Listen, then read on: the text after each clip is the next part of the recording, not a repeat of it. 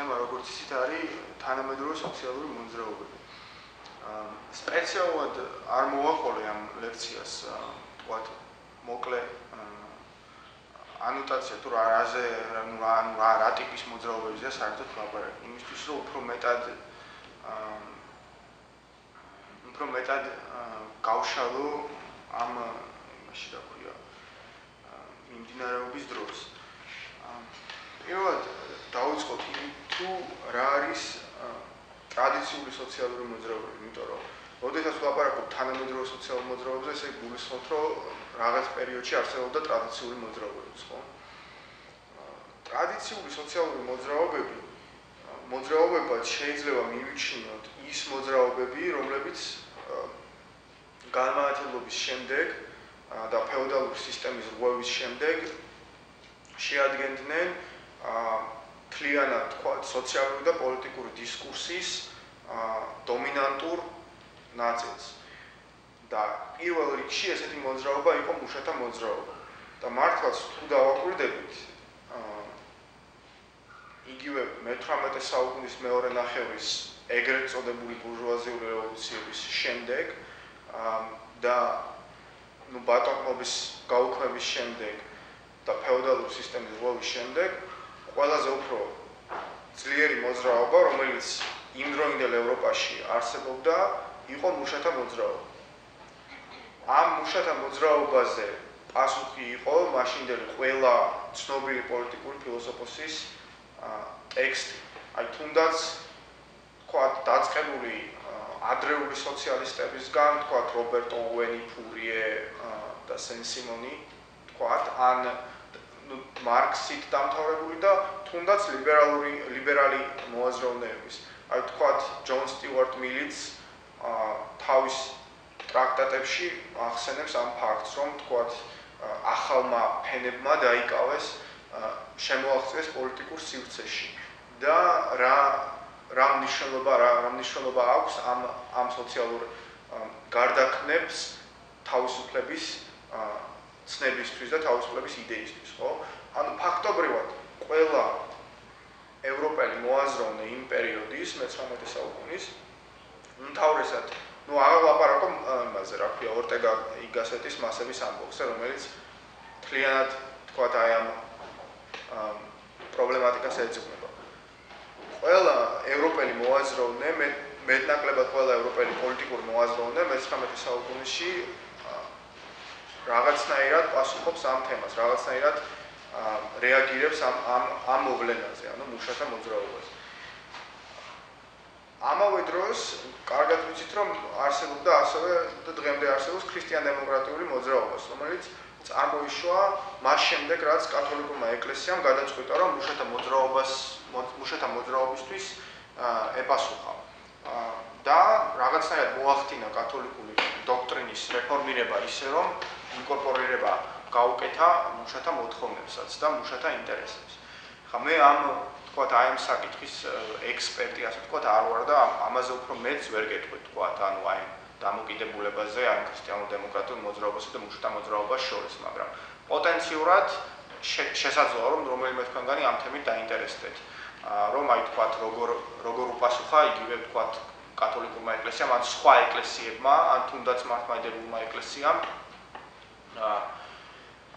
ან კონსერვატორულმა ძალებმა, თქვათ, მაშინ აი მუშათა მოძრაობას. ხო, ქართველებისთვის, აი უბრალოდ ქართველი მსმენელისთვის, როცა ცოტა უცნაურად ჟღერს, როცა ვამბობ, რომ თქვათ მე-19 საუკუნეში მთავარი მოძრაობა იყო მუშათა მოძრაობა, იმიტომ რომ საქართველო იმის გამო, რომ იყო პერიფერია აი ამ თქვათ იმ პროცესებთან კაპიტალისტური ინდუსტრიული რევოლუციის, ჩვენთან აი ესეთი აქტივობით მუშათა მოძრაობა არ ყოფილა. თუმცა აქაც ამის ექსპერტიც არ ვარ და თქვათ ვერ გეტყვით მაგალითად მე-20 საუკუნის დასაწყისში საქართველოში ან მე-19 საუკუნის მეორე ნახევარში აი როგორი იყო მუშათა მოძრაობა და ამითიც კაი იქნება თუ რომელიმე თქვენგანი დაინტერესდებით და უფრო ახლოს გაიცნოთ. მაგალითად სოციალ-დემოკრატიული რესპუბლიკაზე, რომელიც იყო 1918-21 წლებში, ამ რესპუბლიკის ფარგლებში სოციალ-დემოკრატებსა, მუშებსა და გლეხებს შორის ურთიერთობაზე დაწერილი რამდენიმე ნაშრომი. ერთი თუ არ ვცდები ინგლისელი მეცნიერის არის წიგნის, რომელიც ქართულადაც არის ნათარგმნი და ილიას უნივერსიტეტის წიგნის მაღაზიაში ლიგამუშიც იყიდება. მოიკითხეთ, ესე ძალიან საინტერესო თემა არის, რომ აი საქართველოში როგორ ხდებოდა მუშათა მოძრაობის პოლიტიკურ სივრცეში ჩამოყალიბება, როგორ ახდენენ არტიკულაციას თავიანთი ინტერესების. და ნუ კიდე ერთი მოძრაობა შეიძლება მივუჩნიოთ ტრადიციულ მოძრაობად, ეს არის ნაციონალიზმი, ხო? რომელიც თქვათ, ვისაც რამე შეხება გქონიათ ნაციონალიზმის სწავლებასთან, როგორც აკადემიურ დისციპლინასთან, კარგად იცით, რომ ეს არ არის, თქვათ, მოძრაობა, რომელიც არსებობდა სულ, ხო? ეს არის ახალი ფენომენი და ეს ისიც არ ვიცი, იცით თუ არა, მაგრამ არსებობს ორი თეორია, ერთს გამოხატავს ბენედიქტ ანდერსონი, ნაციონალიზმის ყველაზე ცნობილი მკვლევარი ალბათ, რომელიც ამბობს, რომ ერები შეიქმნა მე-17-მე-18 საუკუნეში, ამ ბურჟუაზიული რევოლუციების შემდეგ და მეორე არის ერნესტ გელნერი, რომელიც იყო კარლ პოპერის კლასელი მეტი კუსელი, რომელიც ამბობს, რომ არა, თქვათ, აი ებრაელები შეგვიძლია, რომლებიც 2000 წლის წინ ცხოვრები ებრაელებიც და უფრო ადრე ცხოვრები ებრაელები შეიძლება მივუჩნიოთ ერად. ნუ ვერ ვიტყვით, რომ ერი მაინდა-მაინც შეიქმნა მე-18 საუკუნეში, მე-17-მე-18 საუკუნეში. ანუ არის ეს ორი თეორია. მაგრამ ნაციონალიზმით შეგვიძლია მივუჩნიოთ, რომ არის ერთ-ერთი ყველაზე უფრო ძველი სოციალური მოძრაობა. ესე იგი, რომ შევაჯამოთ ტრადიციული მოძრაობად მე ჩავთვალე მუშათა მოძრაობა, მუშათა მოძრაობაზე პასუხად იყო ქრისტიან დემოკრატიული მოძრაობა, სხვადასხვა რელიგიური მოძრაობა, რომლებიც ცდილობდნენ მუშათა ინტერესების ინკორპორირებას რელიგიური დისკურსის ფარგლებში. და ჩავთვალე ნაციონალიზმი. სხვა დომინანტური სოციალური მოძრაობა, თქვათ, მე-19-მე-20 საუკუნეში მე არ მახსენდება. იყო ეს, თქვათ, თავარი მოძრაობები იყო ის. იგივე, თქვათ, ანარქისტული მოძრაობებიც და ნაროდნიკობაც, რომლებიც თქვათ, ნაროდნიკობა და ანარქისტების ნაწილი ცდილობდა გლეხების მობილიზებას და არა მუშების, მაგრამ ორივე შემთხვევაში საქმე ჰქონდა, თქვათ, წარმოებლების მიერ დაწყებულ ეკონომიკურ, თქვათ, სამეწარმეო სივრცეში დაწყებულ კონფლიქტთან, რომელიც შემდეგ გადადიოდა პოლიტიკურ კონფლიქტში. ხო, ანუ ეს არის ტრადიციული მოძრაობა. მაგრამ, თქვათ, თუ თანამედროვე მოძრაობებზე ვისაუბრებთ, თუ გადავიდეთ თანამედროვე მოძრაობებზე და დავიწყებთ შედარებას თანამედროვე მოძრაობების აი ამ ტრადიციულ მოძრაობებთან, მე ვიტყოდი, რომ მთავარი განსხვავება არის ის, რომ პირველ რიგში აქცენტი გადადის არა სოციალურ ეკონომიკურ მოთხოვნებზე უპირველესად, არამედ ისეთ სოციალურ-პოლიტიკურ მოთხოვნებზე, რომლებიც იწყება პროდუქციის სივრცეში, ანუ იმ სივრცეში, სადაც იწარმოება პროდუქტი, თქვათ, ქარხანაში, ან თქვათ, გლეხების შემთხვევაში, სოფელში, არამედ ეს მოძრაობები სცდება უშუალო პროდუქციის სივრცეს და აყენებს მოთხოვნებს, რომლებიც უფრო მეტად, რომლებიც შეიძლება იყოს ეკონომიკური, მაგრამ მაინც და მაინც აი პროდუქციის სივრცეში პროდუქტების გადანაწილებას არ ეხება. თქვათ, სოციალისტური და ანარქისტული მოთხოვნები ხო პირველ რიგში ეს იყო, ხო, რომ მე რასაც ვაწარმოებ, სოციალისტები ამბობდნენ, რომ მე რასაც ვაწარმოებ, მეკუთვნის მე, მუშა რასაც აწარმოებს, ეკუთვნის მუშას და არა კაპიტალისტს. რომ კაპიტალიზმი მარქსის თეორია, ხო? კაპიტალისტი და აი მარქსის ყარა, ხო, პრუდონის და ბაკუნის, რომ ანუ კაპიტალისტი ისაკუთრებს იმას, რაც სინამდვილეში ეკუთვნის მუშას. მაგრამ ეს და მე როცა უკვე ხელფასებზე იყო მე თქვათ ომები, ხო, ბრძოლები, რომ რამდენი უნდა ყოფილიყო ხელფასი. ეს იყო მთავარი თემა იმ დროინდელი სოციალურ მოძრაობების. მაგრამ აი თანამედროვე სოციალურ მოძრაობებს აი ესეთი საკითხები არ აინტერესებთ. არიან დაინტერესებული, თქვათ, ეკონომიკური და სოციალური საკითხები, მაგრამ აი პროდუქციის წარმოების სივრცეში ეს საკითხები სამომის სივრცესგან ეს საკითხები მაქსიმალურად არის დაშორებული.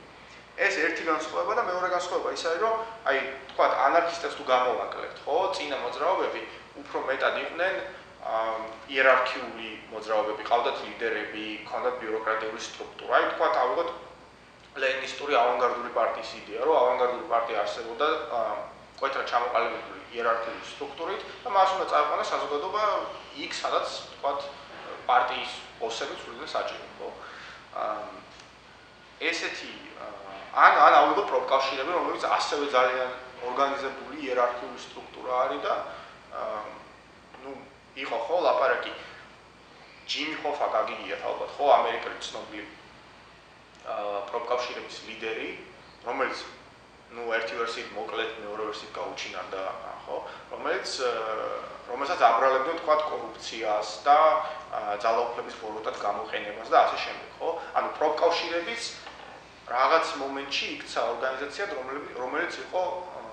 რომელიც დაკომპლექტებული იყო ამ აპარატჩიკებით, ანუ ბიუროკრატებით და რომლებიც ფაქტობრივად ცდებოდნენ თავიანთ პოპულარულ ბაზას. და აი ეს ახალი ორგანიზაციები, რასაც მე ვეძახი თანამედროვე სოციალურ მოძრაობებს, ცდილობენ რომ გაცდენ ასეთ იერარქიულ სტრუქტურას და აყალიბებენ ახალი ტიპის სტრუქტურას, რომელზეც სხვა ვისაუბრებთ დღეს. პოლისის და მონაწილეობის იდეაზე, მაგრამ ნუ აი ზოგადად ერთი თვით რო ვთქვათ ესეა რა, ანუ ფორმაში არის ძალიან დიდი განსხვავება. ხო, არა მარტო პროფკავშირები და პოლიტიკური პარტიები, რელიგიური ორგანიზაციები, ხო, იერარქიული ან ტრადიციული ორგანიზაციები, ძირითადად იყო ასეთი კაცრი იერარქია იყო და მონაწილეობის მომენტი იყო მაქსიმალურად გამორიცხული. ხო, აი ეს ახალი მოძრაობები კიდე ხო, ეს ახალი თანამედროვე მოძრაობები შეგვიძლია დავყოთ ორ ნაწილად, რა, ყოველთვის მე დავყავი ორ ნაწილად. რა, მას შემდეგ რაც ვთქვათ, გადავხედე ლიტერატურას, დავყავი პირობითად დავყავი ორ ნაწილად. ერთი არის მოძრაობა, რომელიც პოლიტიკაში შედიან და მეორე არის მოძრაობა, რომელსაც აქვს პოლიტიკური მიზანი, მაგრამ პოლიტიკაში არ შედიან. მოძრაობები, რომელიც პოლიტიკაში შედიან, ყალიბდებიან პოლიტიკურ პარტიებად. მოძრაობები, რომელიც არ შედიან პოლიტიკაში, რჩებიან სოციალურ მოძრაობებად. საუკეთესო მაგალითი ამისი არის Occupy Wall Street და ლაბორატორია 1918 თუ საქართველოს მაგალითს ავიღებთ, ანუ არ ყალიბდება პოლიტიკურ პარტია და არ მოჩვენებს შემდეგ. და საუკეთესო მაგალითი პირველი ტიპის ორგანიზაციის არის გერმანელი მწვანეები, რომელზეც დღეს ასევე ვისაუბრებთ. და ასევე ეს ქალთა მოძრაობა მაგალითად ისლანდიაში, ასევე არის ბელგიური ეკოლოგები და სხვადასხვა ეკოლოგისტური, ენვაირმენტალისტური და ქალთა გენდერული ფემინისტური მოძრაობები ევროპის ქვეყნებში, რომელიც უშუალოდ შედიან პოლიტიკაში, არ შეგვიძლია მონაწილეობას იღებენ, ხმებს შედიან პარლამენტში, არ შეგვიძლია. და ამბობენ, რომ თქვა ჩვენ გვაქვს რაღაც პროპოლიტიკური პროგრამა, ჩვენ გვინდა ავიღოთ ხელში ძალაუფლება და შევცვალოთ. და არიან თქვა და ეს სოციალური მოძრაობები, რომელიც Occupy Wall Street მაგალითად ამბობს, რომ ჩვენ ვართ 99%. ჩვენ ვართ ხალხი ის მერბძით 1%, რომელსაც აქვს ძალაუფლება ხელში აღებული, ფლობს ეკონომიკურ და ფინანსურ ბერკეტებს, ყველანაირს რომ მოახდინოს ჩვენი გამარჯვება ეს თუზი. ჩვენი რა ქვია, გამარჯვება. ჯერ დავუწყო პირველი ტიპის მოძრაობები. ანუ როგორც აღნიშნე, პირველი ტიპის მოძრაობები არიან, რომლებიც შედიან პოლიტიკაში და მეორე ტიპის მოძრაობები, რომლებიც არ შედიან პოლიტიკაში. ანუ მოდი ესე ვთქვა, ტრადიციულ პოლიტიკაში, იმიტომ რომ მეორე ტიპის მოძრაობას თვითონ პოლიტიკა სხვანაირად ესმით. აი ესეთი სოციალური მოძრაობები, რომლებიც პოლიტიკაში შედიან, ჩამოყალიბდა გარკვეულ პოლიტიკურ სივრცეში. და მაგალითად ჰერბერტ კიტშელდმა, რომელიც არის ცნობილი გერმანელი წარმოშობის ამერიკელი მეცნიერი, გამოვყო სამი პირობა, რომელიც ხელს უწყობს აი პოლიტიკურ სოციალურ მოძრაობების წარმოშობას. ერთი პირობა არის, რომ უნდა იყოს გარკვეული დონე ეკონომიკური განვითარების, ანუ ქვეყანა უნდა იყოს პოსტინდუსტრიული, ინდუსტრიალიზაცია გავლილი, და უნდა იყოს საშუალოზე მაღალი შემოსავლები. მეორე უნდა იყოს კორპორატიული ტრიპარტიტული სისტემა. ვიცით, რომ ტრიპარტიტული სისტემა რას ნიშნავს? ანუ ეს არის სისტემა, სადაც ყველა ეკონომიკური გადაწყვეტილება მიიღება სამი ჯგუფის მოლაპარაკების შედეგად. ეს სამი ჯგუფი არის სახელმწიფო, ბიზნესი და პროფკავშირები. და თქვათ, ან ბრძოლები არ მიმდინარეობს ეს სისტემაში. საუკეთესო მაგალითი არის გერმანია.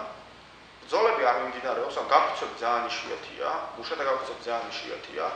დასწრებიან მაგიდაზე პროფკავშირები, სახელმწიფოს წარმომადგენელი და მსხვილი ბიზნესის, მსხვილი ინდუსტრიის, ანუ თქვათ BMW-ს კორპორაციის დირექტორი, პროფკავშირების დირექტორი, თქვათ შეიძლება ეს იყოს BMW-ს ქარხნის მუშების პროფკავშირების დირექტორი, ან შეიძლება ეს იყოს საერთოდ მანქანათმშენებლობაში დასაქმებული მუშების ავტომობილების წარმოებაში დასაქმებული მუშების პროფკავშირების დირექტორი. და სახელმწიფოს წარმომადგენელი და ესენი ერთად გადაწყვეტენ, თქვათ, რამდენი ხელფასი ექნებათ მუშებს. ესეთ სისტემაში ძალიან მცირე არის, ძალიან ცოტა არის გაფიცვა. ან თქვათ, გერმანელი მუშების გაფიცვაზე მე მაგალითად ძალიან იშვიათად გამიგია, რომ ესეთი რაღაც იყო, რა ქვია, რომ პოპულარული ის ყოფილიყო, რომ აი გერმანელი მუშები გაიფიცნენ. იმიტომ რომ ყველაფერი წყდება მაგიდას. და ეს აჩენს რაღაცნაირად ფრუსტრაციას. ანუ მოსახლეობა არის ისე, რომ აი ვერაფერს ვერ შეძლოთ, იმიტომ რომ მაინც ეს სამი დაждდებიან ამათ როგორც ვთქვათ, ისე გააკეთებენ. და მესამე პირობა არის, რომ სოციალისტური პარტიები ტრადიციულად არიან ძალიან აქტიურები ესეთ ქვეყნებში და ან დამკვიდრებული ტრადიცია არის მემარცხენეობის და სოციალიზმის.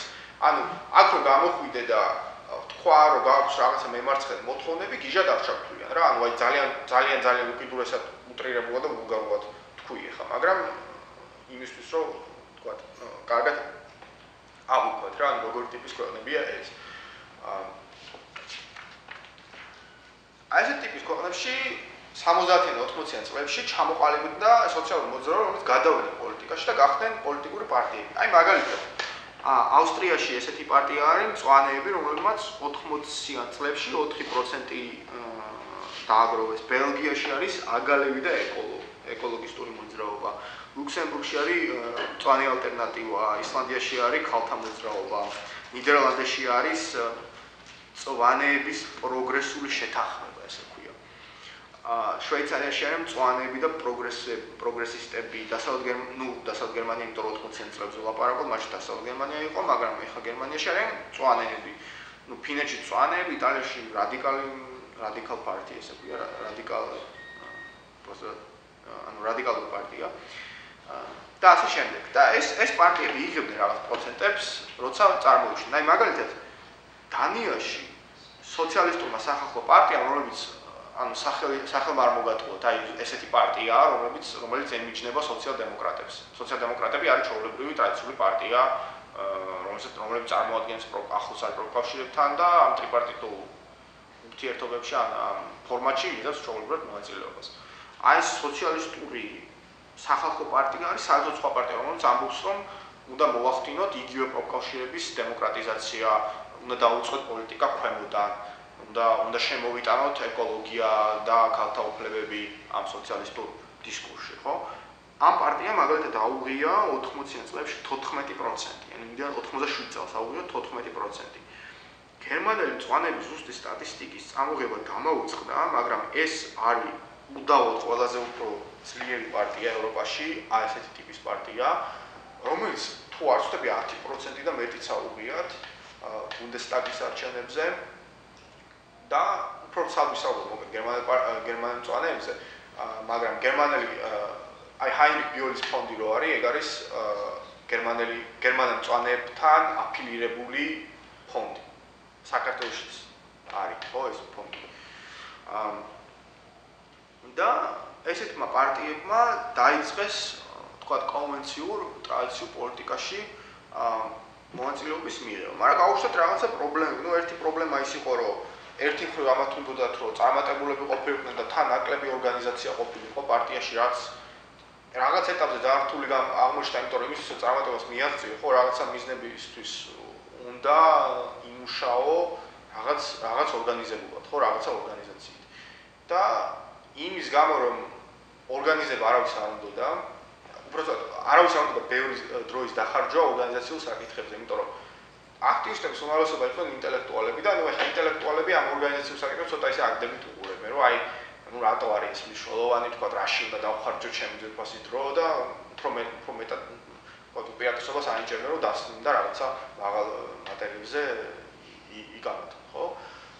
და ამიტომ ამის გამო რაღაცნაირად ამ პარტიას უჭირდა აი თქვა კამპანიებს როცა დაგეგმავდა საარჩევნო კამპანიებს უჭირდა რომ ყოფილიყო ეს კამპანიები ეფექტური, იმიტომ რომ აი ინტელექტუალების უმრავლესობა ორგანიზაციულ საკითხებს გაურბოდა და მიიჩნევდა რომ აი ორგანიზაციულ საკითხები არ არის საერთოდ მნიშვნელოვანი, არის თქვა ეს არის რაღაც წვრილმანები, რომლებთან სერიოზული ადამიანი არ უნდა დაკავდეს.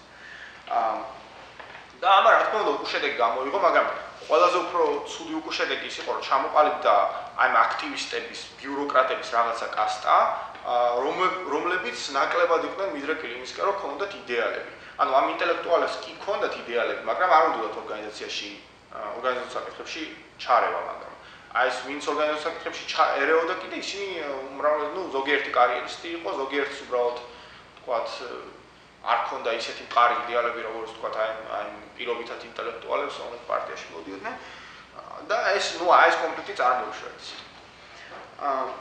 ხო, მეორე პრობლემა ის იყო, რომ მატერიალურ ინიციატივებს უარყოფდნენ რა. ანუ ნებისმიერ პარტია, თქვათ იგივე სოციალ-დემოკრატიული და ქრისტიან-დემოკრატიული პარტიები, რომლებიც გერმანიაში არის წამყვანი პარტიები, ეს პარტიები თავაზობენ რაღაც მატერიალურ ინიციატივებს თავიანთ წევრებს.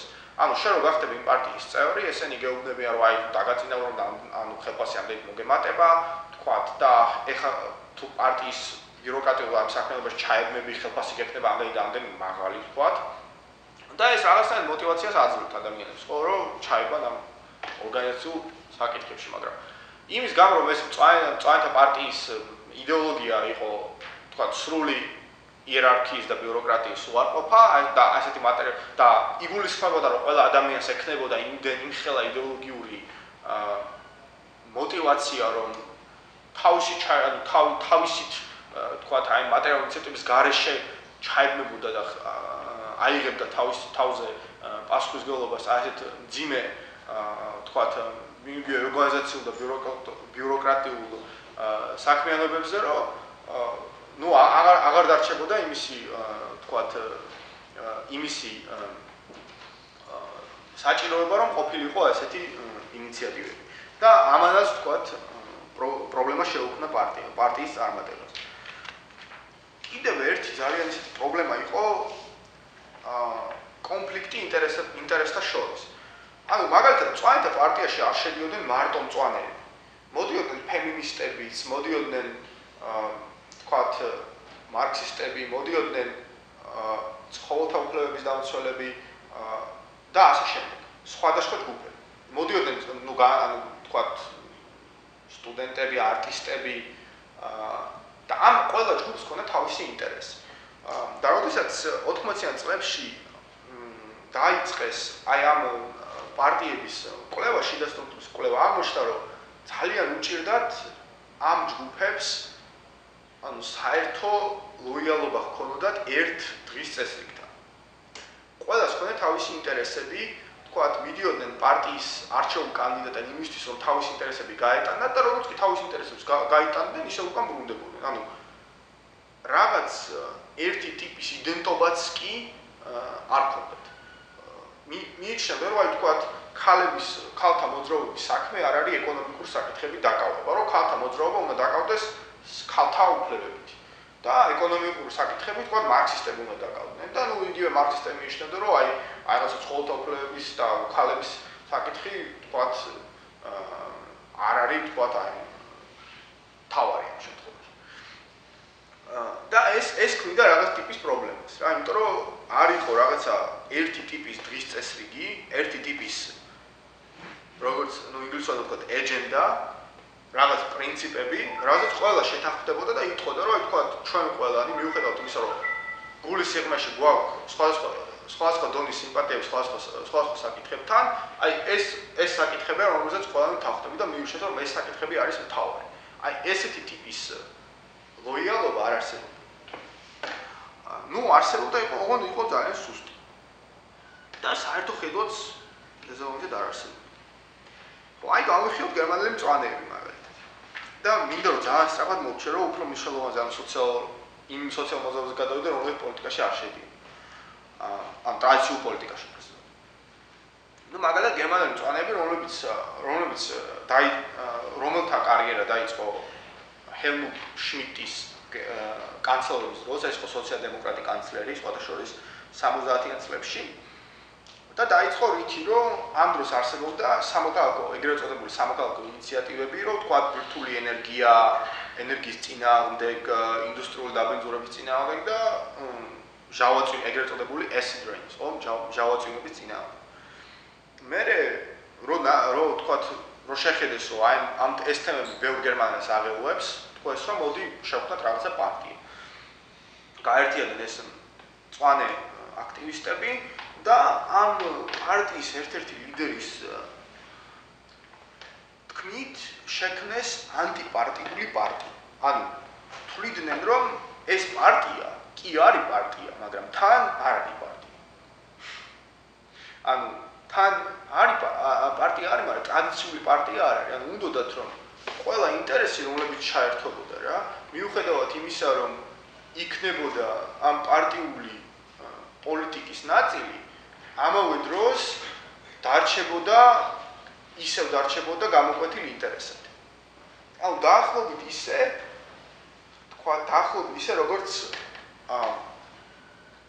როგორც დერიდას ფილოსოფიას თუ იცნობთ ვინმე, როგორც დერიდა რომ ამბობს რომ ჩვენ ვერთვებით თქვა პოლიტიკურ პროცესში, მაგრამ ამავე დროს მე პატივს ვცემ შენს სხვაობას, შენს აზრებს. აი დაახლოებით ეს. ანუ იდეა იყო რომ ყველა ერთვებოდა, მაგრამ ყველას იდენტობა ნარჩუნდებოდა რაღაცნაირად.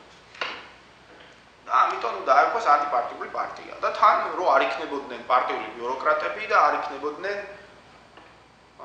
აქტივისტები, ანუ ეს დაყოფა ძალამდე რო ყოფილიყო. რომ თქვა პარტიული და იყო ესეთი ძალიან კაი პოლიტიკა სხვათა შორის, რომ აი თუ მწვანეს აირჩევდნენ ბუნდესტაგში და აირჩევდნენ 4 წლით, ხო? 2 წლის მერე უნდა მიეტოვებინა თავისი პოსტი და სხვა თანაპარტიელისთვის უნდა დაეთმო. თუ აირჩევდნენ თქვა რომელიღაც ფედერალური მიწის წარმომადგენლობითი ორგანოში, ისე იგივე უნდა გაეკეთებინა. ეს გერმანიის კონსტიტუციით იგრძალება თუმე. მაგრამ მაინც აკეთებდნენ ამას, უნდათ რომ ესე ყოფილიყო. ხო, ამ პარტიაში შედიოდა ძალიან ისე თქვა უხეშად რო თქვა სამი ძირითადი ჯგუფი. გაგიკურდება და შედიოდნენ ეკოლიბერტარიანელები. ანუ ჩვეულებრივი მემარჯვენე ლიბერტარიანელები, საბაზრო დაურეგულირებელი საბაზრო ეკონომიკის მომხრეები, რომლებიც თვლიდნენ რომ თქვათ რაღაც დონეზე მათი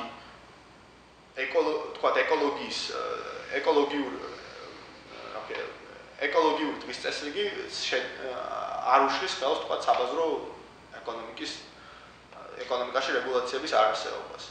ნუ ვიღაც შეიძლება ეს პარადოქსულად ჭირდეს, მაგრამ ნუ ეს ადამიანები ესე თვლიდნენ. ბაშორს მე რაღაცა 2 წლის წინ მქონდა დებატები ქართულ ლიბერტარიანელთან ქართულ რადიოში და იმანაც მითქვა რომ მე არ ვარო კამათი იყო ამ თქვათ გარემოს დაცვაზე და მე არ ვარო გარემოს დაცვის მოწინააღმდეგე, ანუ მე პატივს ვცემ ბუნება, მე ძალიან მიყვარს ბუნებაო, ხეები და ასე შემდეგ, მაგრამ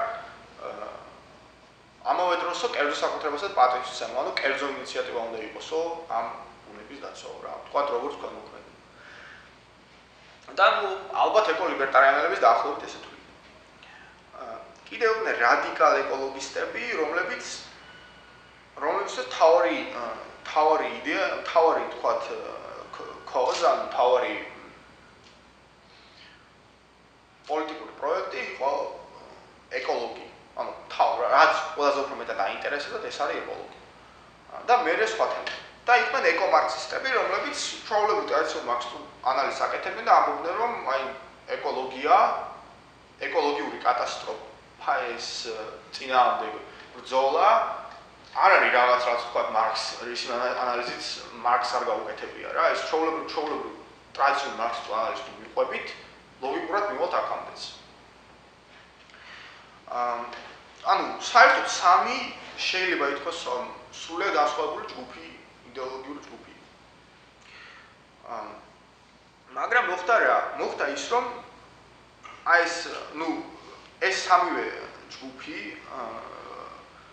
იდეოლოგია რაღაცნაირად, ანუ ვერც ერთმა ამ სამიდან ვერც ერთის იდეოლოგია ვერ გაიმარჯვა საბოლოოდ რა. მოხდა ის, რომ მე როგორც გითხარით, გაძლიერდა პარტიული ბიუროკრატია, გაძლიერდა ის წევრები, რომლებიც პარლამენტში მოხვდნენ და ის წევრები, რომლებიც პარლამენტში აიყვნენ, დასუსტდნენ. იმ მექანიზმა, რომ ნახევარვადისი უნდა მიეტოვებინა და ახალ პარტიის წევრს უნდა ჩაენაცვლებინა, ამ მექანიზმმა უბრალოდ ვერ იმუშავა, იმიტომ რომ ძალიან ძნელი იყო თქვა იოშკა ფიშერისთვის გეთქვა, რომ აი 2 წელი ხო იყავი ბუნდესტაგში, ხა გამოდი და თქვა ვიღაცა ურიკა ვიღაცას დაუთმე, ხო? ძალიან რთული იყო ამის გაკეთება, იმიტომ რომ თქვა იგივე იოშკა ფიშერი იყო და არის ყველაზე ცნობილი გერმანელი მწვანე მსოფლიოში. და ფაქტობრივად იმ ყველა პარლამენტარმა ბუნდესტაგის ყველა წევრმა რომელიც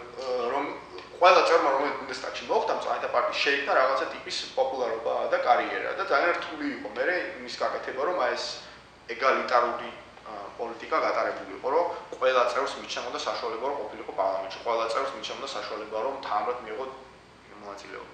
ანუ იმ იდეამ რომ ლიდერი არ ყოლოდათ არ გაამართლა. ანუ ლიდერები თავისი შექმნა მედია. კიდევ ესენი ანუ როგორც წარმოგიდგენთ ხა ეკოლიბერტარიანები და ეკომარქსისტები როგორ შეიძლება შეთანხმებულიყო, ხო ვერაფრით ვერ შეთანხმდებოდა. ამ საბოლოოდ ამ ინტერესთა მრავალფეროვნება ის გამოიწვია რომ წარმოიშვა ესეთი კასტა, რომლებიც თავის თავს რეალოს ეძახდნენ და ისინი ამბობდნენ რომ აი ესენი არიან ძალიან რადიკალები, თქვა ლიბერტარიანები, მარქსისტები არიან ძალიან რადიკალები და ჩვენ ამათ მოусმინე დავიღუპებით. და ამბობდნენ რომ რაღაცა პრაგმატული შუაგზა უნდა მოუძებნოთ. და ამბობდნენ რომ პრაგმატულად უნდა წავიდეთ ასევე კომპრომისებზე ხელისუფლებასთან. და ამას საბოლოოდ იქამდე მიიყვანა რომ იმდენად წავიდნენ კომპრომისებზე ხელისუფლებასთან რომ შროდერის და ფიშერის თავრობა, ანუ გერჰარდ შროდერის სოციალ-დემოკრატიული პარტიის ლიდერის და იოშკა ფიშერის მწვანეთა პარტიის ლიდერის თავრობა 90-იანებში მიიჩნევა ყველაზე ნეოლიბერალურ მთავრობად გერმანიის ისტორიაში. ანუ მე მაგალითად 2 წლის წინ გერმანიაში რო ვიყავი და ვთქვათ, აი ჩვენთაობის გერმანელებს რო ველაპარაკებოდი და ისინი ამბობდნენ და პირდაპირ ამბობდნენ რომ ყველაზე ნეოლიბერალური მთავრობა იყო შროდერის მთავრობა, ანუ შროდერ ფიშერის მთავრობა. არა ვთქვათ ანგელა მერკელი, რომელიც ქრისტიან-დემოკრატია საერთოდ მემარჯვენეა და არა სოციალ-დემოკრატი, ხო? არამედ ზუსტად ვთქვათ გერჰარდ შროდერი და იოშკა ფიშერი. ერთი მწვანე და მეორე სოციალ-დემოკრატი. აი როგორც ამბობენ რომ ტონი ბლერი უფრო ვთქვათ ნეოლიბერალი აი ჟიჟეკმა თქვა ესე რომ ისო ტეჩერი არ იყო ტეჩერისტიო, ტეჩერი იყო თავისი თავიო, ტეჩერისტი იყო ტონი ბლერი. აი დაახლოებით ეს თუ ვარიანტი. და საბოლოოდ ანუ იმდენად გაფარჩახდა ეს პარტია რა ჩვენი პრეზიდენტის ტერმინს თუ გამოვიყენებთ რომ თავის environmentalist ანუ თავის გარემოდაცვის პრინციპებსაც კი უარი თქვა ბოლოს რა ბოლოს უკვე იქამდე მივიდა რომ აი კიდევ ერთ ქართულ პოლიტიკურ ჟარგონს რო თუ გამოვიყენებთ აპრავებდნენ უკვე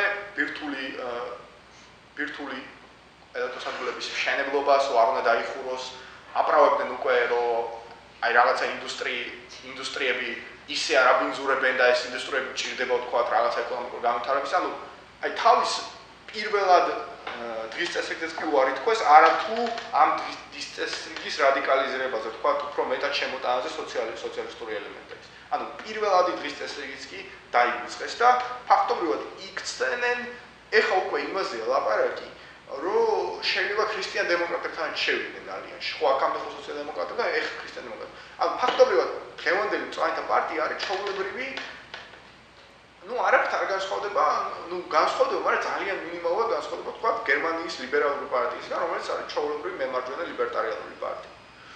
რომელიც იყო ალიანსში ქრისტიან-დემოკრატებთან 2-3 წლის წინ იყო, ეხა არ ვიცი რაც თუ ამ გაუცხოება მე ის წარმოშვა რომ გერმანიაში 2007 წელს შეიქმნა პარტია Die Linke, ანუ მემარცხენე ფრონტი, ასე ვთქვათ, და ყველა უკმაყოფილო მემარცხენე წამოვიდა მეტნაკლებად ყველა რადიკალი დაუკმაყოფილო შეუერთდა ამ პარტიას და თქვა წვანთა პარტიაზე თქვა უარი. ნუ კიდე შეუერთდნენ ძველი ანუ GDR-ის ან გერმანიის დემოკრატიული რესპუბლიკის დროინდელი სოციალისტები და ასე შემდეგ და გაერთიანდნენ უკვე ახალი აი ეს უკვე ეს დილინკე რა საერთოდ სხვა ფენომენია ანუ ჩვენს ანალიზის არეალს სცილდება. ანუ ეს უკვე რაღაც ახალია რომელიც ეხა იწყება და ძალიან საინტერესო ამას დაკვირვება სადამდე მივა ეს.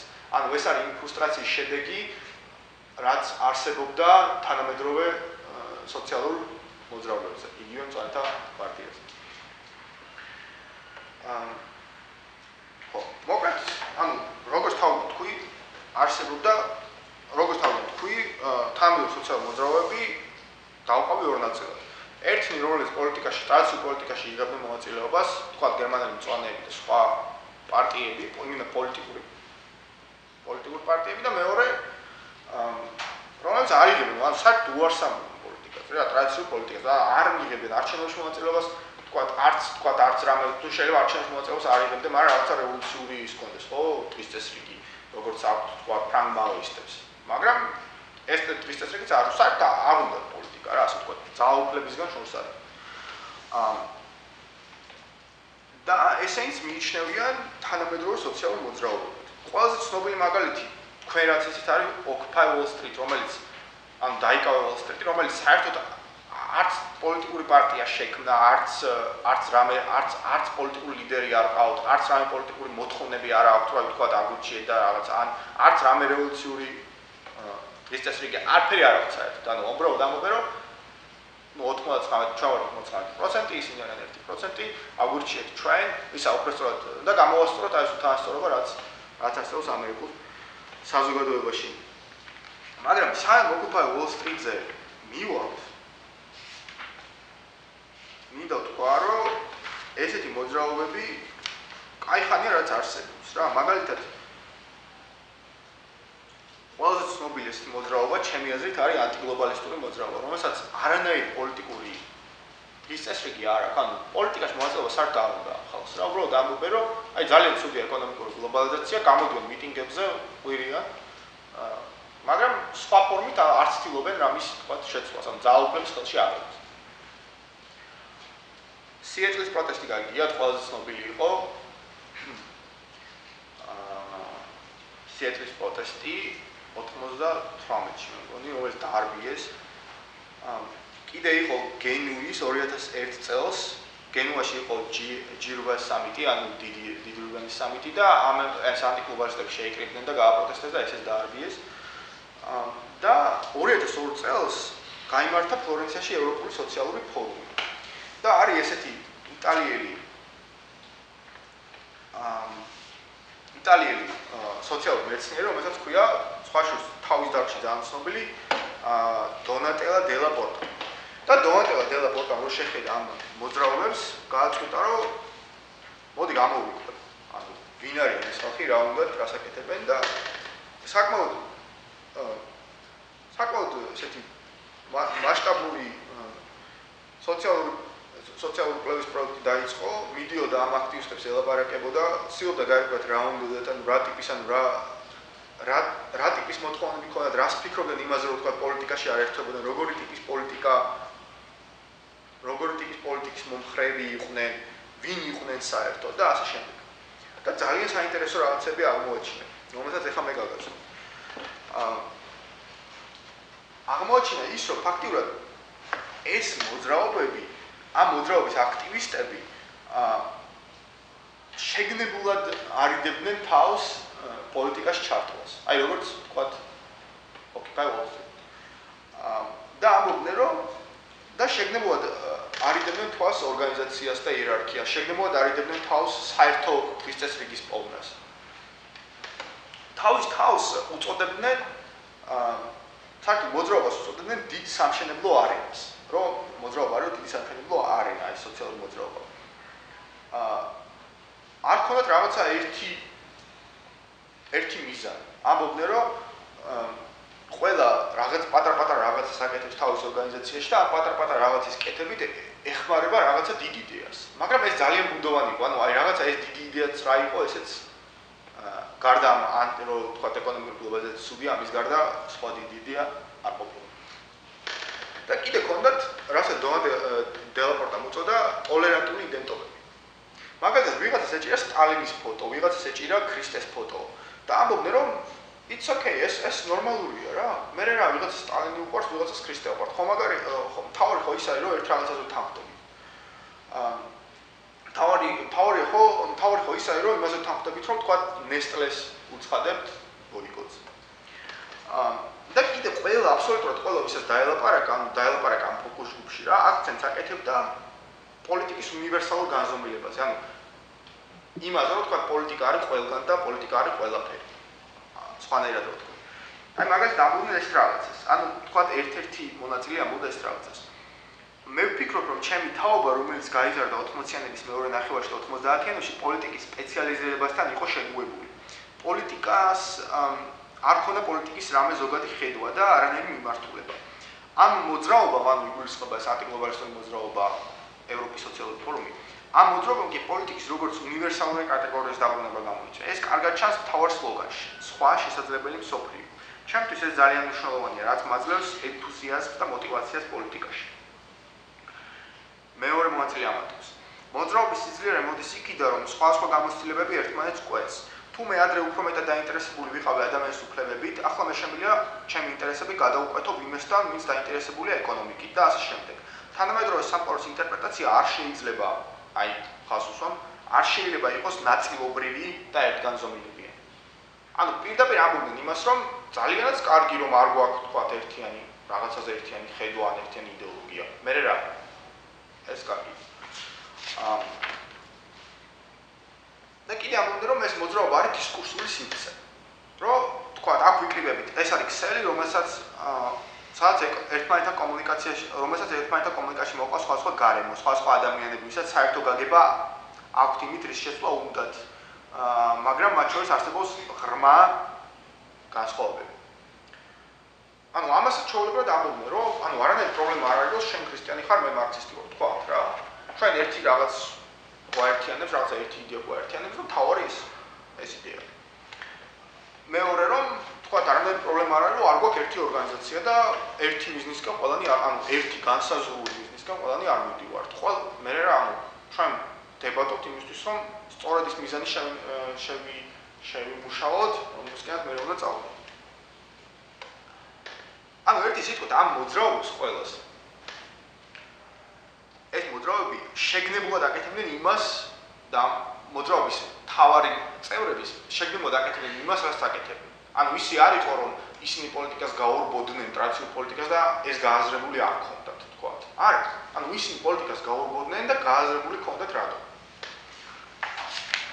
აი იგივე მაგალითი არის მაგალითად Occupy Wall Street-იც, რომელიც იგივე ამბობენ რომ ჩვენ გვაქვს ტოლერანტული იდენტობები, თქვათ, უმცირესობაც ამ ყველა შეხვედრაზე Wall Street, Occupy Wall Street ყველა შეხვედრაზე გენერალური ასამბლეის რაღაცა კვოტა არის ქალებისთვის და იმისთვის, რა ქვია, ну ქალებისთვის თქვათ რასობრივი ეთნიკური და სხვა უმცირესობებისთვის.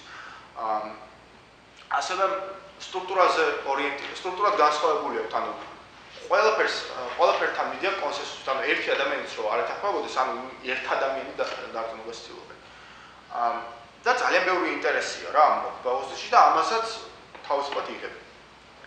მეორე კაი მაგალითი არის ლაბორატორია, რომლის შეხვედრას მე ვესწრებოდი დაახლოებით 2 წლის წინ და ლაბორატორიის ხალხი იცი ზუსტად იმეორებდა იმას, ანუ არანაირი შეხება თქვა არც Occupy Wall Street-თან და არც ანტიგლობალისტურ მოძრაობებთან არც ერთს არ ქონია, ანუ არანაირი პირდაპირ შეხება.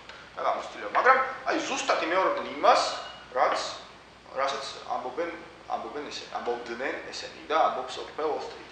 თქვათ ამბობდნენ რომ ჩვენ ლიდერი არ გვაქვს.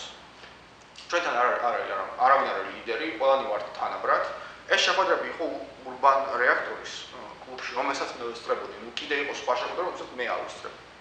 ამბობდნენ რომ ჩვენთან იერარქია არ არის, ანუ ყველა შეუძლია რაღაცა პროექტი განახორციელოს, მოიტანოს ეს პროექტი და შემდეგ თუ მოგვეწონა ეს პროექტი, ამ ჯგუფს მიეცემა საშუალება, რომ ეს პროექტი განახორციელოს. ნუ ყველა მუშაობდა ცალ-ცალკე, ნუ თქვათ, ვიღაც მუშაობდა რაღაც ბანერების გაკვრაზე, ვიღაც მუშაობდა ფილმის დამზადებაზე და ასე შემდეგ. ანუ დაახლოებით იგივე სტრუქტურა, რაც ოკუპაოსთვის და რაც ჰქონდათ აი წინა მოძრაობას.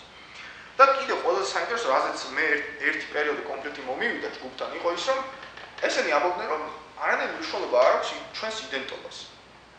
ანუ ამბობდნენ, რომ თქვათ, აი ერთ-ერთი ლაბორატორიის ერთ-ერთი წევრი მეუბნებოდა, რომ აი შეიძლება მოვიდეს ჩვენთან ვიღაც, რომელსაც კარდინალურად განსხვავებული პოლიტიკური შეხედულებები აქვს ჩვენთან, მაგრამ ის თუ ეთანხმება იმას, რომ უნივერსიტეტში სწავლა უნდა იყოს უფასო, ის არის ჩვენიანი. ანუ აი თქვათ, ზუსტად იმეორებდა ამ გენუის ფლორენციის სოციალური ფორუმის მონაწილეს სიტყვას, რომელიც ამბობს, რომ არანაირი მნიშვნელობა არ აქვს, ვიღაცას სტალინის ფოტო უჭირავს, ვიღაცას ქრისტეს ფოტო უჭირავს. მე რა თავარია, რომ ყველა ეწინააღმდეგება ნესტრეს. ხო, კიდე ამბობდნენ, რომ არანაირი პარტიები, რომ აი ჩვენ პარტიები არ მოგწონს, პარტიები ეს არის მოძველებული ინსტიტუცია, რომელიც და ჩვენ ვართ ახალგაზრდები და ჩვენ უნდა შევქმნათ ახალი ტიპის პოლიტიკა, ზუსტად იმასაც ეს მოძრაობა მოძრაობებიც ამბობდნენ. ტოლერანტული იდენტობებზე გითხარით, რომ ასე გქონდათ, ანუ ამბობდნენ, რომ თქვათ მე რა რო ის არის საერთოდ სხვა პოლიტიკური საფუძველს ქონე ადამიანი, თუ ისეთ ახალგაზრდა უნივერსიტეტში სწავლობენ, უფასო ისე ჩვენი. და საბოლოოდ აქაც ისე მოხდა, ლაბორატორიაში ისე მოხდა, რომ ყველაზე აქტიური წევრები გახდნენ ისინი, რომლებიც იყვნენ სოციალ-დემოკრატიულ პარტიასთან აფილირებულები, აი თქვა მაგალითად ერთი კაი მაგალითი და ხო და X გამოიკვეთნენ ლიდერები. აი მაგალითად ყველაზე კაი მაგალითი არის სანდრო ცაგარი. ანუ სანდრო ცაგარელი გახდა ლიდერი.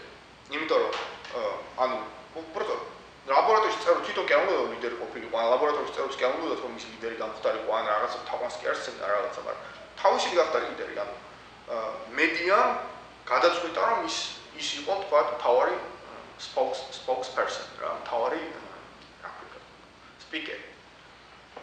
და ანუ ყველაზე აქტიური ის იყო, ყველაზე რადიკალური ის იყო, ყველაზე უფრო მეტი ქარიზმა მას ჰქონდა და ასე შემდეგ. აი Occupy Wall Street-ის შემთხვევაში ეს ლიდერი არ გამოკვეთა. შეიძლება არის ხა ჩვენ ამერიკაში ადან არ ვცხოვრობ უფრო ნაკლები შეხება, შეიძლება არიან ვიღაცები, რომელსაც ნაკლებად ჩვენ ნაკლები შეხება მათთან, მაგრამ აი რაღაც საერთაშორისო მედიაში ეს Occupy Wall Street-ის ლიდერი მე არ გამიგია. ხო. ანუ ფაქტობრივად ლაბორატორია 1918 Occupy Wall Street-იც და წინა მოძრაობებიც იმეორებენ ერთი და იგივე მოდელს. ანუ თითქოს ანუ მათ ერთმანეთთან შეხება საერთოდ არ აქვს. დარწმუნებულია რომ Occupy Wall Street-ის წევრებმა საერთოდ არათუ შეხება არ აქვს, საერთოდ არ იციან რომ 2002 წელს არსებობდა ევროპის სოციალური ფორუმი, რომელზეც ეს ადამიანები იღებდნენ მონაწილეობას და ასე რაღაცებს ლაპარაკობდნენ. და იგივე ხა ვიცი რომ ლაბორატორია 1918 არანაირი პირადი შეხება Occupy Wall Street-თან არ ქონია, ანუ პირადი გამოცდილება არ ქონია ერთად მუშაობის ან რაღაცა იდეების დაცვას. ხო, ამას გარდა ეხლა მე ლაბორატორიის 1918 თუ ავიღე რომ ჩვენთან უფრო ახლოს არის რა ჩვენ კონტექსტთან. მაგრამ თქვათ შეგვიძლია ავიღოთ და აღმოსავლეთ ევროპაში ხომ უამრავი ასეთი ორგანიზაცია, რომელსაც მე ახლოდან არ ვიცნობ, მაგრამ იგივე თქვათ მე უნივერსიტეტში ვსწავლობდი თქვათ ერთი წელი და ვიცი რომ უნივერსიტეტში არის დაახლოებით გავსი ორგანიზაცია, დაახლოებით გავსი იდეოლოგია. რომლის მიტინგებში სამწუხაროდ მონაწილეობა ვერ მივიღე, იმიტომ რომ გვიან გავიგე რომ მიტინგები ქონდათ. სწავლობდი ყავი დაკავებული. ხო, და ეხლა ყველა საინტერესო რა. ანუ იმედია თუ აქამდე მომყოლით და არ ჩაგეძინათ, იმედია ანუ ზოგადად იმაზე წარმოდგენა შეგექმნით თუ ვინ არიან ეს სოციალური მოძრაობები, რა იდეოლოგია აქვთ, როგორ მოქმედებენ და როგორ უყურებენ პოლიტიკას, რა შეხედავენ თავიანთ როლს და ასე შემდეგ. იმედია რომ აი ამ ყველაფერზე თქვა კაფიო წარმოდგენა გააქვთ უკვე. იმიტომ რომ ეხლა რასაც უნდა ვილაპარაკო არის ამათ იდეოლოგიის კრიტიკა სლავო ჟეჟეკის მიერ. როგორც ასე გითხარით, ეს ამ სოციალურ მოძრაობებს აქვთ ესენი არ არიან ხალხი, რომელსაც თავიანთი თავი გააზრებული არ აქვს, ვინც თვითრეფლექსიას არ მისდევს რა. ძალიან უმრავლესობა არიან საკმაოდ ვთქვათ ძლიერი მენტალური შესაძლებლობის მქონე ადამიანები, რომლებიც დიდ დროს ატარებენ ამ ვთქვათ ინტელექტუალურ დისკუსიებში და დიდ დროს ატარებენ საკუთარ თავის გაანალიზებენ თვითრეფლექსიაში ასე ვთქვათ. და არც შემთხვევაში არ არიან ხალხი, რომლებიც აი უბრალოდ აქტივის ჟურნალისტები მიდიან სადღაც საპროტესტო, მაგრამ გააზრებული არ აქვს რას აკეთებენ. ზუსტად იციან რას აკეთებენ. იგივე შეიძლება იყოს Occupy Wall Street-ს, ლაბორატორიაზეც და აი სოციალურ ფორუმზეც და ანტიგლობალისტებზეც. კიდე არის იყო გერმანიაში და ეხლა დღესაც არის კიდე მსგავსი ორგანიზაცია, მაგრამ ერთი რაც მასწავლება არის ATTAC, ესე ქვია. ეს არის ორგანიზაცია, რომელიც ცდილობდა ტრანსნაციონალური გადასახადის დაწესებას, ანუ კაპიტალი რომ მოძრაობს ერთი ქვეყანა მეორეში, ამაზე გადასახადის დაწესებას, იმიტომ რომ ეს ვთქვათ და აი ოფშორ ზონებზე გადასახადის დაწესებას და ესეც შეგვიძლია მივიხსნათ ესეთი ტიპის ორგანიზაციად. ხო, აზრი ხო არ გამექცა. ხო, ანუ ის თქვა მინდოდა რომ ეს ხალხი აკეთებდა რეფლექსიას, მათ ქონათ რაღაცა ტიპის პოლიტიკური ფილოსოფიური მოძღვრება. და ყველაზე, ნუ ამ პოზიციას ძალიან კარგად გამოხატავენ თქვა დღევანდელი პოპულარული ფილოსოფოსები. არის ესეთი საიმონ კრიჩლი, ბრიტანელი, რომელიც ნიუ-იორკის ნიუ სკულში კითხულობს ლექციებს. კიდევ არის იმის კვარი დამოუკს. მოკეთ, ხო, კრიჩლიზე კონცენტრირდეთ. და კრიჩლიმ დაწერა წიგნი, სადაც ფაქტობრივად ეცადა, რომ აკადემიურ სივრცეში მოეხდინა ამ ტიპის მოძრაობების ფილოსოფიის ჩამოყალიბება და თვითონ გახდა ერთ-ერთი მთავარი პროპონენტი ამ ფილოსოფიის. თავის წიგნში წერს ეს რაღაცას. ისტორია იწერება იმ ადამიანების მიერ, ვისაც თოფები და ჯოხები უჭირავთ. ანუ იმ ძალაუფლებას შეირთოს, ხო? და შეუძლებელია მათი დამარცხება დაცინვითა და სატირით. თუმცა როგორც ულტრამემარცხენე აქტიური ნიჰილიზმის ისტორია გვაჩვენებს, მაშინვე მარცხები როგორც კი იარაღს იღებ. ანარქისტული პოლიტიკური წინააღმდეგობა არ უნდა ცდილობდეს იმ არქაული ძალადობრივი სუვერენულობის გამეორებას, რასაც პირველ რიგში ეწინააღმდეგება. ანუ ფაქტობრივად კრიჩლიმ გამოხატა კრიჩლის ფილოსოფიამ გამოხატა ის, რასაც ეს აქტივისტები ისედაც ლაპარაკობენ. უბრალოდ ამან მოაქცია უფრო თქვა თავის აკადემიურ ფარგლებში და ფილოსოფიის ტრადიციაში. ფილოსოფიის როგორც დისციპლინის ტრადიციაში. ამას უპასუხა 2007 წელს სლავoj ჟიჟეკმა. და ჟიჟეკი ამბობს, რომ არაფერი არ არის ცუდი პოლიტიკაში მონაწილეობაში. არაფერი არ არის ცუდი იმაში, რომ თოფები და ჯოხები ავიღოთ. არაფერი ცუდი არ არის იმაში, რომ ჩვენს კრიჩლის სიტყვებით ძალადობრივი სუვერენულობის ნაწილი გავხდეთ. პირიქით, ანუ ვინ ჟიჟეკი ასწავლის ეცით, იცით რომ ძალადობის მიმართ ჟიჟეკს აქვს ძალიან საკმაოდ ისეთი არც ისე უარყოფით დამოკიდებულება. მოდით წავიკითხოთ ჟიჟეკი. პასუხობს ამ ციტატას, კრიჩლის ამ ციტატას. და ეს ციტატა, როგორც გითხარით, არის ფილოსოფიური გამართლება ამ სოციალური თანამედროვე სოციალურ მოძრაობებს. ჟიჟეკი 2007 წელი. პოსტმოდერნისტი მემარცხენეების პასუხი ამ პრობლემაზე, ნუ ამ პრობლემაზეა ლაპარაკი, რომ თქვათ ვიჭერს პოლიტიკური სრულიად. ამ პრობლემაზე იყო ის, რომ მათ დაიწყეს მოწოდება წინააღმდეგობის ახალ პოლიტიკაზე. ისინი, ვინც კვლავ დაჟინებით მოითხოვენ სახელმწიფო ძალაუფლებას და ბრძოლას ან ამ ძალაუფლების ხელში აღებას, მიიჩნევიან ძველ პარადიგმაში ჩარჩენილებად. ნუ ან ლენინისტება და ან ფუნდამენტალურ ვიღაცა. ამ კრიტიკოსების აზრით, დღევანდელობის მთავარი ამოცანა არის სახელმწიფო ძალაუფლებისთვის წინააღმდეგობის გაწევა მისი არეალიდან უკან დახევით, გამიჯვით და მის კონტროლს გარეთ ახალი სივრცეების შექმნით. ეს რა თქმა უნდა არის კაპიტალიზმის ტრიუმფის მიღება.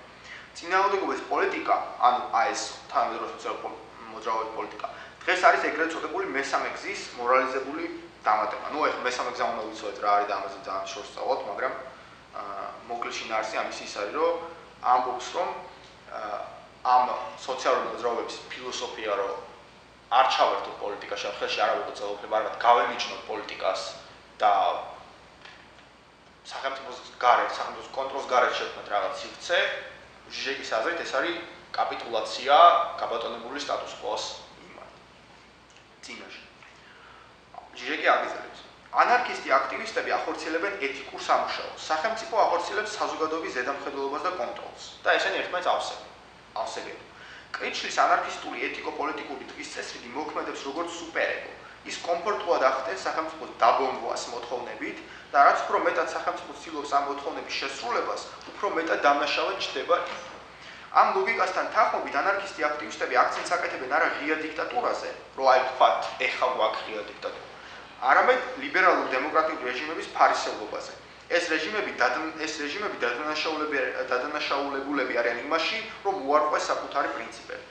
აქ მთავარი გაკვეთილი ის არის, რომ მთავარი სუბვერსიული რამ, რაც შეგვიძლია რომ გავაკეთოთ, იქნება არა უსასრულო მოთხოვნების წამოყენება სახელმწიფოს წინაშე, რომელსაც ვიცით, რომ ძალაუფლებაში მყოფები ვერ შეასრულებენ.